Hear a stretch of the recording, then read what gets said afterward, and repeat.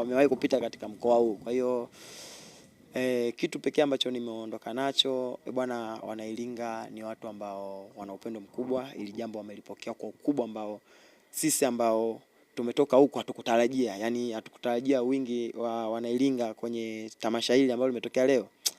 Kwa kweli niendelee kumpongeza ndugu yangu Clement Mzize kwa kujitoa kurudisha kwa jamii, kwa watu wenye uhitaji. Ni jambo zuri, Wanairinga wamelipokea vizuri. Imetupa hamasa pia na sisi wengine tuwe na ubunifu katika mambo mengine ambayo kuhakikisha kwamba kipindi kama hivi ambapo tunapokuwa free kwa hiki kidogo ambacho tunapata kwa ushawishi ambao Mwenyezi Mungu ametubariki kuwa nao kwa jamii, basi tuone namna gani tutafikia walengwa hasa kwa wale watu ambao wanahitaji. Kwa hiyo nimpongeze kiukweli, yani nimpongeze Clement Mzize. Ni tamasha yake la kwanza, lakini limekuwa kubwa zaidi ya matarajio hata ambavyo nadhani pia hata mwenyewe alitarajia.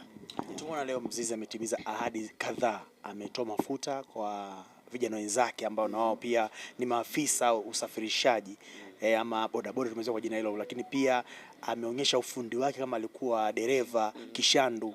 Amempakia Ali Shabani Kamwe na kuzunguka naye karibia Iringa nzima akiwa na msafara mrefu sana wa vijana wengine, lakini pia ametuleta hapa Tolini kwenu na nyinyi mkawa sehemu ya kuvabika na ile shughuli. Unaona namna ambavyo Wanairinga sasa walivyopokea. Of course nimeona iko kitu kwa upendo wao, jinsi gani ambavyo wamelipokea hilo ili tukio kwa ujumla, lakini pia Clement Mzize kuonesha uhalisia wake ambapo wapi alipotoka.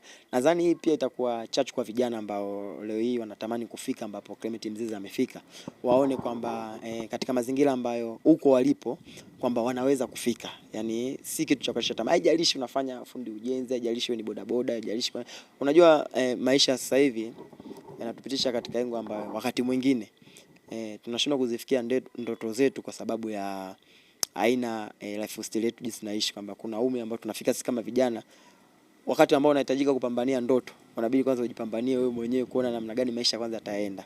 Kwa hiyo hiki ambacho Clement Mzize amekionyesha kwa jamii, hasa kwa Tanzania na taifa kwa ujumla, kwamba alikuwa bodaboda lakini leo yeye ameweza kufikia katika ndoto zake ambazo yeye mwenyewe alikuwa anaziishi. Alikuwa zonzi lakini baadaye akawa bodaboda, lakini hakukata tamaa.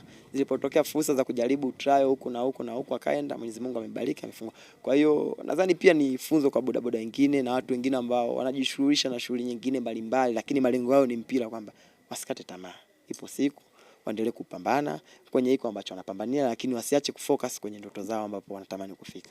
Msimu umetamatika na wewe ni mchezaji wa klabu ya Yanga, umechukua bingwa mara ya 5, lakini umetumika kwenye sehemu ya msimu huu ukiwa kwa mkopo TRA United.